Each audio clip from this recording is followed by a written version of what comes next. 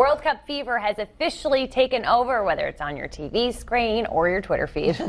Even if you aren't a huge soccer fan, you've probably caught a glimpse of a game or overheard your co-workers talking about it. And this morning we sent Kelsey Fabian to the soccer field to learn more about the craze behind the World Cup. Good morning, Kelsey.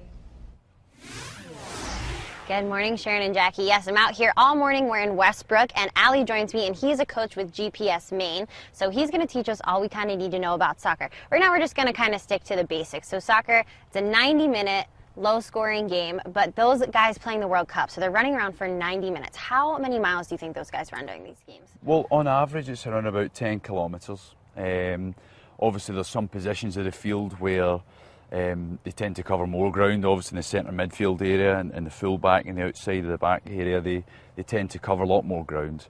But the fitness levels of all the players is extremely high.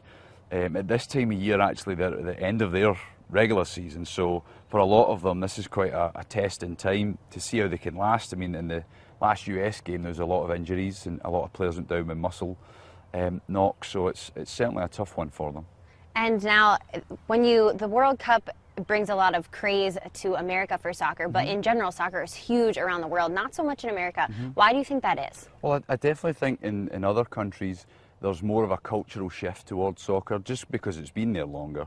I think in America, other sports have been integrated into society a lot quicker.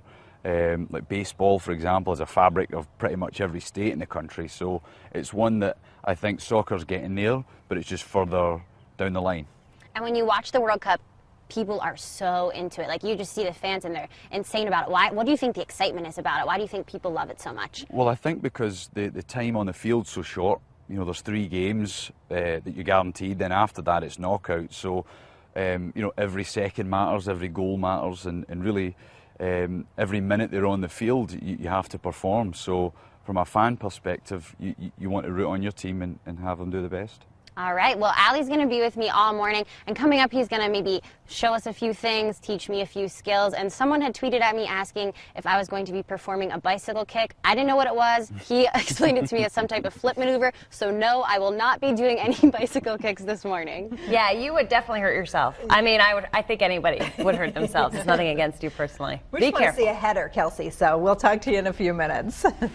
I already can tell you it's not easy because Allie was trying to teach me a little during the break, and it was very unsuccessful for me. Luckily, he's much better at it, so you'll see a good demonstration and a bad demonstration. But yes, we've been talking about the World Cup all morning, and Allie's been helping us out with that. He is a coach for GPS Maine here in Westbrook, and he's going to teach me what is apparently a very simple step, but not so much for me. So take it away, Allie. Tell us that you're teaching me the step over, correct? Yes, so this is a move that a lot of players use before they're about to shoot on the goal. So their step over is to touch it forward, to feint so a defender goes this way, to then push off and then strike through the ball as it hits the back of the net there. Except it's something they do very quickly. Yeah, very quickly, yeah. Very, very quickly. Well, I'm going to do it in slow motion like you did. Step over, kick. Ah! Fantastic.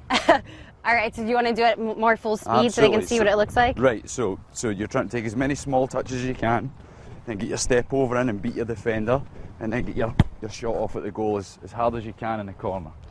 I don't know about all those small touches. Running and kicking is not what I'm excelling at. Oops. Oh, there we go. That's it. Hold on, try again.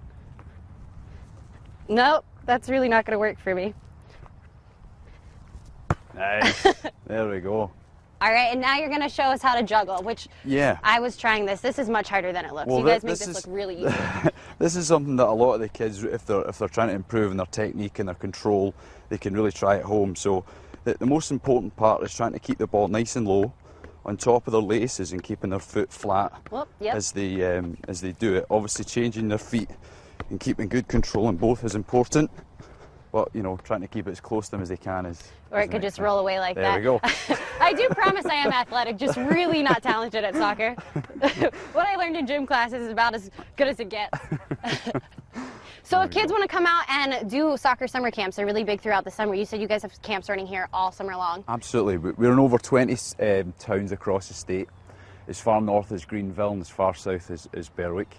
If families go to mainpremiersoccer.com, On there is a whole section dedicated to summer camps. There's also a piece on there about our club teams and how they can further their experience by playing year round. All right, well, thank you so much, Ali, and thank you for humoring me while I tested my soccer skills, and yours were much better, so thank you for joining us this morning.